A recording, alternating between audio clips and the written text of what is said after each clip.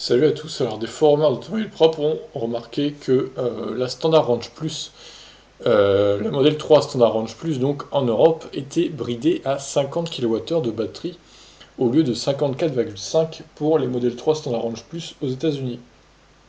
Donc ils ont un peu mauvaise parce qu'ils se disent pourquoi nous on a 4 kWh et demi de moins que les États-Unis. Et c'est ce qui se vérifie sur ce site, hein, donc 50 kWh c'est bien marqué, usable batterie donc.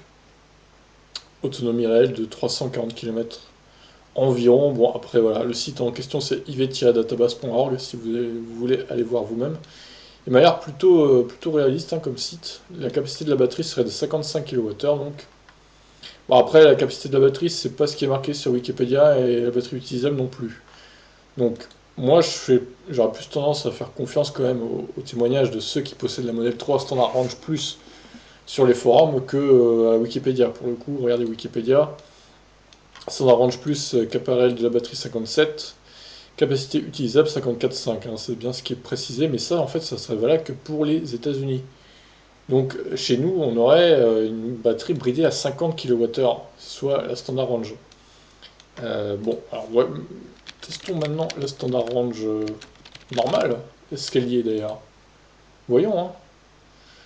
Standard Range. Alors, c'est marqué qu'elle aurait 46 kWh seulement de batterie, donc, pour chez nous en Europe. Alors pour le coup, c'est vraiment faible, hein. 46 kWh, c'est vraiment peu hein, quand même. C'est moins qu'une 208 électrique ou qu'une Zoé nouvelle génération quand même, hein. Donc quel intérêt, à part pour les superchargeurs certes, ou alors il faudrait vraiment qu'elle soit à 35 000 dollars, enfin 35 000 euros. Bonus déduit chez nous, et là elle marcherait, mais à ce prix-là, 37-38 000, je suis pas sûr qu'elle marche, hein. Bref, allons voir la longue range quand même, de chez Model 3, voir un peu combien. Alors, modèle S, modèle 3. Où est-ce qu'elle est le modèle 3? Ah non, c'est la première. Hop, dual motor. Donc ouais, c'est bien marqué 74 kWh de batterie utilisable, comme sur Wikipédia pour le coup. Donc en fait, on se serait un petit peu arnaqué sur la Standard Range Plus, qui aurait apparemment une batterie de 50 kWh utilisable, maximum, pour les trajets.